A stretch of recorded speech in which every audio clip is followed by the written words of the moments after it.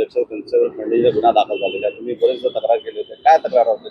बघा, गेले अनेक वर्षापासून मी तक्रार करतोय, पण त्याच्या कुठलंही म्हणजे ठोस काय आश्वासन किंवा काही कारवाई होत नाही. आजही बघत असता त्यांच्यावर गुन्हा दाखल झालेला आहे. हा गुन्हा तर झालेलाच आहे. त्याचबरोबर तुम्ही सांगत असाल ट्रॅफिक डिव्हिजनमध्ये मीरा भाईंद्रमध्ये सगळ्या ठिकाणी हप्तेबाजी चालू आहे जोरात. तुम्ही चेक नाक्याला गेला तर दिवसाचं मला वाटतं ₹1,00,000 कलेक्शन असेल. त्या ठिकाणी बघा जीजेच्या गाड्या फक्त पकडतात. त्या ठिकाणी सुटला की अमर पॅलेसकडे पकडतात, अमर पॅलेसकडनं सुटला की वेस्टर्न हॉटेलकडे पकडतात.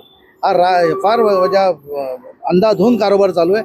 या ठिकाणी वारंवार त्यांच्यावर गुन्हा दाखल व्हायला पाहिजे. असे तक्रार दिवसात 2-4 दिवस इकडे तिकडे फिरवतात, परत ती व्यक्ती तिकडे येते. असे अनेक प्रकार या ठिकाणी झाले. मोठ्या प्रमाणामध्ये लूट चालू आहे या ठिकाणी. बेकायदेशीर लॉजच्या बाहेर गाड्या उभ्या असतात, त्यांच्यावर कोणाचा अंकुश नाही. आणि आता हे प्रकरण झाले फार गंभीर प्रकरण आहे.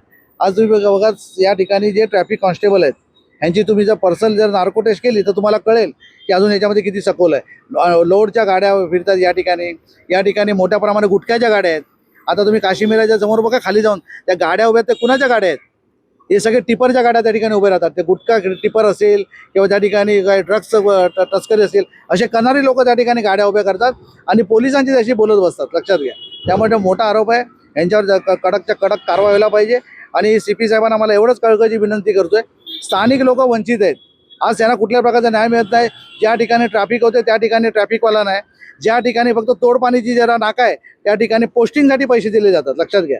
आमच्याकडे पण काय माहिती आहे, पण आपण काय बोलत नाही, कारण जाऊ दे, शेवटी काय नोकऱ्या पाण्याचा प्रश्न आहे, गव्हर्नमेंटचे अधिकारी आहेत. पण हा याच्यावर कठोरच्या कठोर कारवाई व्हायला पाहिजे, ही आमची मागणी आहे. लोकशाही मराठी ऐका, पहा, जागरूक रहा.